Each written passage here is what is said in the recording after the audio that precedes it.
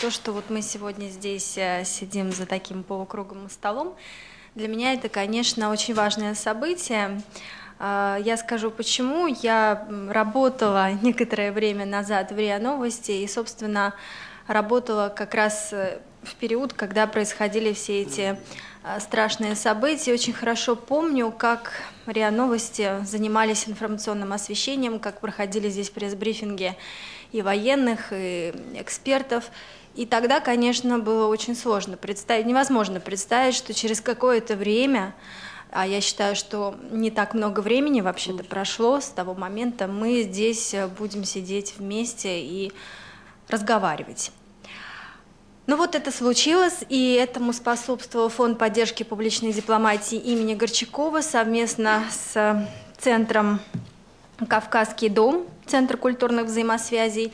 Я рада, что наши грузинские партнеры и коллеги, и я смею надеяться, друзья, поддержали идею такого диалога, потому что основная задача данного проекта – это создать площадку, на которой или в рамках которой молодые политологи и эксперты, молодые политики могут обсуждать сложные проблемы наших взаимоотношений. И такую площадку, я надеюсь, мы создали.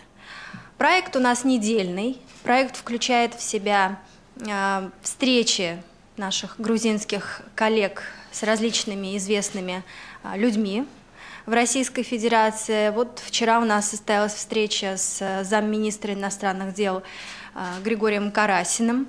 И это была очень интересная беседа, на мой взгляд. У нас будут встречи с журналистами, будут встречи с политологами. И вторая часть нашей программы, она пройдет уже не в Москве, она пройдет в Суздале.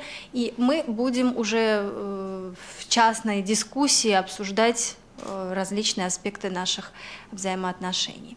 Вот такой проект. Я надеюсь, что этот проект дальше будет продолжен. Сейчас, конечно, невероятный интерес к тематике Грузии в России мы наблюдаем. И с изменением политической ситуации в Грузии, конечно, произошла активизация по линии общественных организаций, по линии общественных проектов. И фонд Горчакова, как организация, которая была создана для развития публичной дипломатии Российской Федерации, в первую очередь также заинтересована вот в налаживании такого общественного диалога. Мы и следующий год собираемся активно продолжать такого рода проектов. И мы надеемся, что фондом Горчакова мы сумеем организовать, так сказать, обменные визиты.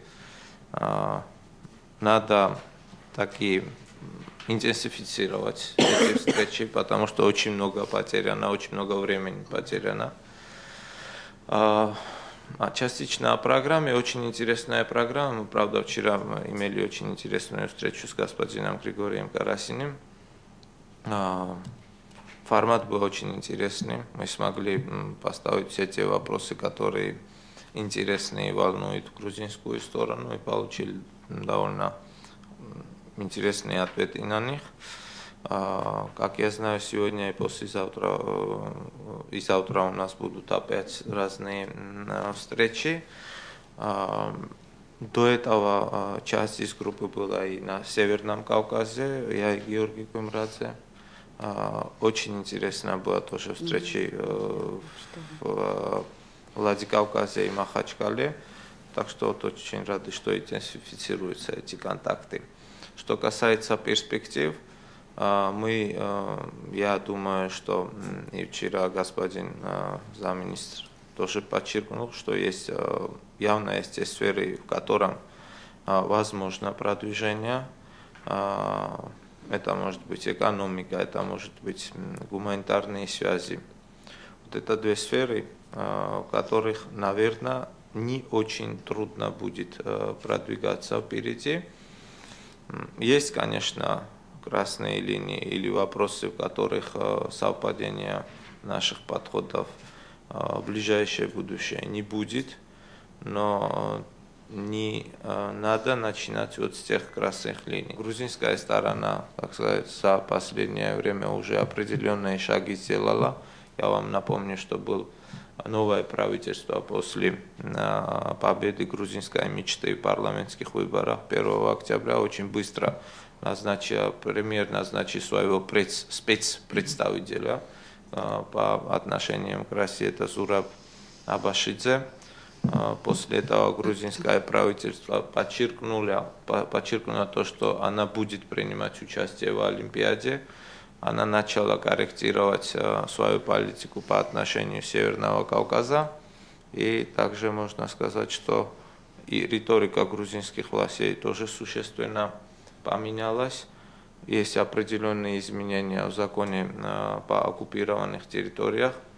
Так что грузинская сторона явно демонстрирует волю. С другой стороны, мы видим уже определенные сигналы с российской стороны. Мы знаем, что вчера была группа из России, которая будет проверять качество грузинского вина. Так что, видимо, более в экономическом плане тоже Россия делает определенные шаги. Так что перспективы есть, и будем надеяться на дальше улучшение этих отношений. Наиболее яркое впечатление моих родителей юности – это пеший маршрут горный из Чечено-Ингушетии в Аджарию. Они, значит, будучи студентами, на 4-м курсе получили путевку и в составе делегации, где были представители разных республик Советского Союза, а инструктором был, по-моему, латыш или эстонец, они, значит, из Грозного пришли в Батуми, он двухнедельный был маршрут. Характерно, что если мы сейчас, например, вот на какой-нибудь такой новостной ленте увидим сообщение, что группа молодых людей из стран бывшего Советского Союза вместе с инструктором-прибалтом по горам перешла из Грозного в Батуми, мы в последнюю очередь, наверное, подумаем о туризме. Скорее это будет криминальная хроника или вопросы борьбы с терроризмом. Мне кажется, это такая достаточно яркая иллюстрация того, что за 30 лет, в общем, произошли некие кардинальные изменения, причем как бы аспект ухудшения отношений, он, безусловно, важен. Вот. Но мне кажется, также важно то, что выросло поколение после распада Советского Союза, которое не имеет опыта жизни в едином государстве, которое не имеет каких-то общих ценностей культурных, сопутствующих, и которые в значительной степени уже не знают друг друга. В этом смысле какой-то путь дальнейшей нормализации, он, безусловно, связан в первую очередь с восстановлением доверия. Вот я говорил уже об этом, что это принципиально важно, это то, что предшествует любым другим действиям. Вот. Таким образом, именно в этом ключе следует продолжать какую-то работу. Следует, чтобы и российская сторона смогла, в общем, доверять грузинской, и грузинская также те действия, или те шаги, которые предпринимаются со стороны России, не воспринимала как некие провокационные, как покушение на независимость или что-то еще.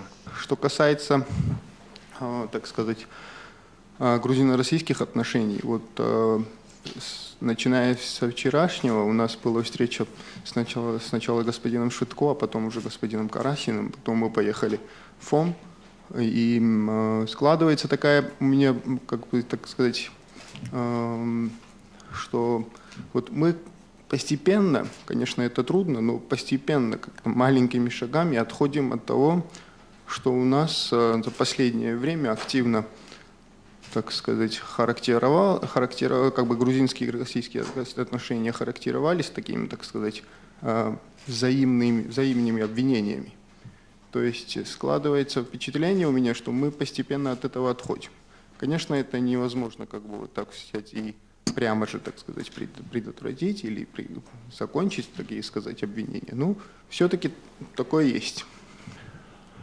И это наводит на то, что вот эти вот первые шаги, которые были сдвинуты и с одной, и с другой стороны, они идут на позитив, что немаловажно, так сказать. Есть понятие того, что если продолжать в том же духе, это ни к чему хорошему не приведет. И таким образом мы мало-помалу продвигаемся. К К сожалению, остаются люди, которые, как сказать, видят какие-то, ну, не знаю, как бы, проблемы в том, что, как бы сказать, какая-то грузинская группа приезжает сюда, или российская приезжает туда, или тому подобное. Но постепенно эта группа, на мой взгляд, по крайней мере в Грузии, она становится маргинальной. И в реальности грузинское общество почти что, ну, так сказать, по всем данным, по всем опросам, где-то 80% грузинского общества поддерживает то, что надо налаживать отношения с Российской Федерацией. Там экономические, там, как сказать, культурные и тому подобное. Ну, конечно же, и политические. Ну, вот так вот посмотрим, что, куда нас это все приведет. Нас сейчас разделяют вопросы, по поводу которых достижение компромисса или консенсуса невозможно. И, значит, эти вопросы, они, значит, появились не в 2008 году, они вызревали довольно продолжительное время, у них есть свой генезис, и нужно разбираться в этом.